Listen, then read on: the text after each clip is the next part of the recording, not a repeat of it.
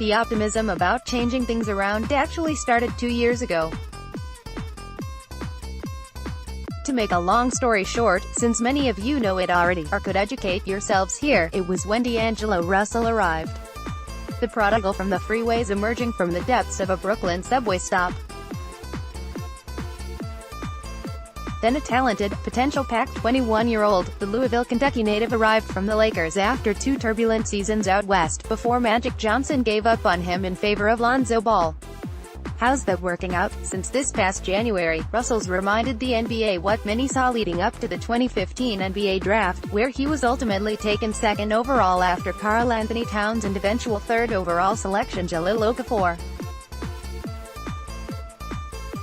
Here's what Russell did from October to December of this season. Caris LeVert's injury was on November 12. The Nets hit rock bottom on December 6 when both they and the Knicks clocked in at 8-18. D'Angelo Russell's averaging 23.5 PTS and nearly 8 assists per game since January. Also at 3 free throw attempts during this long stretch, up from October to December by 1.1 FTAPG. More on this later. Other stuff. LeVert returned on February 8, while Spencer Dinwiddie missed time from January 24 until March 1. D'Angelo Russell's averaging 23.5 PTS and nearly 8 assists per game since January. Also at 3 free throw attempts during this long stretch, up from October to December by 1.1 FTAPG. More on this later. Other stuff.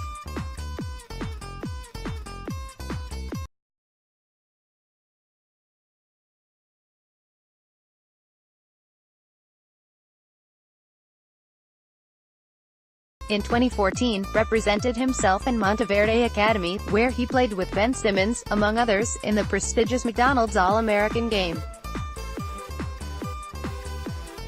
As the Nets continue their climb toward playoff contention, long removed from the Andrea Bargnani abyss, Russell's being talked about as perhaps the NBA's most improved player. He's also only a month removed from being the organization's first All-Star since Joe Johnson in 2014. And the NBA is well aware of not only Russell's arrival to stardom, but his progress from the infamous, and overplayed, snitch label. Things, of course, went to high gear on Tuesday when he brought the Nets back from a 28-point deficit with a career-high 44-point effort, his third 40-game this season. Virtually all the ESPN shows are leading with D'Angelo Russell in the Stephen A. Smith Show, High Noon, and he was also on the block for others, like Around the Horn, highly questionable and pardon the interruption, PTI, later in the day. Some quotables. I was a believer of his coming into the draft. I'll never forget this is the wildest thing in retrospect. Russell, was sitting there doing highly questionable with me and Dan Le Batard. I was like, wow, this young man seems really mature, except then the probably supposedly was a lack of maturity, you know, the one thing, and then the mistake he ended up making. He is built for this. The question had been, how good of a player is he? And honestly, he's better than he was in LA. Not terribly better because he's getting more shots, but these kind of shots, he wants them. Bomani Jones.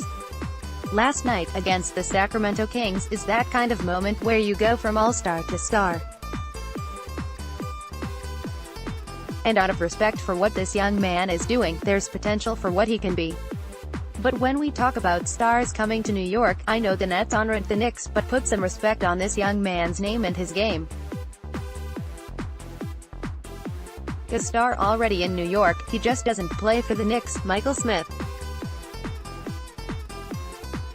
It's possible D'Lo would have never developed into a star without the wake-up call for being traded. It's also possible the team culture of Brooklyn is just a much better incubator than what's going on in LA, which is its own separate problem. But it also seems clear that Russell is an example of what can go wrong in a time where everyone is dying to be early.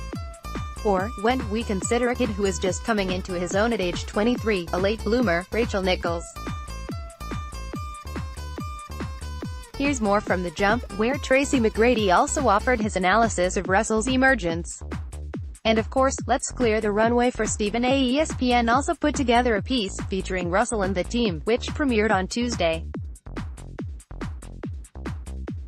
Then, we have Russell's peers, beginning with the peer, LeBron James, whom the Nets knocked out of playoff contention on Friday night. Russell also toasted the king, out of respect and gratitude. We have also Dwayne Wade, who exchanged jerseys with Russell after the Nets got blown out by the Miami Heat on March 2nd. Wade's only exchanged jerseys with an exclusive club of NBA players in what he says will be his final season. Wade also spoke to Russell during All-Star Weekend, captured by multiple camera crews, noticeably rhetorically asking the young net, "You know you're one of the best in the game, right?" And then there's Kevin Durant, who is now in the media despite possessing a convoluted relationship with said media. Russell gave Katie a virtual tour of the city of Brooklyn in an upcoming series called Fly By, where his company name, 35 Ventures, has relocated, and the tour will be orchestrated by Russell. There are many others who have recognized Russell's become a star this season.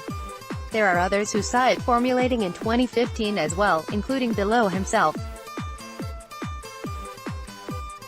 D'Angelo Russell sees himself as PG. I asked who he compares to. Steph Curry. When I see his game, I see myself. Ethan J. Skolnick, at Athens Skolnick, May 15, 2015. With a likely playoff berth on the horizon, his and the team's profile will only continue to ascend, which will be meaningful for what is expected to be the most important summer in the Sean Marks Kenny Markinson era. At Howard Beck says on NBA TV that half a dozen people he's spoken to around the league expect D'Angelo Russell to get $18 minus $20 million in the first year of a new deal. His max is $27 million per. Beck also says Chicago could make a run at D'Lo. Often said in pre-gentrified New York City, real recognize real.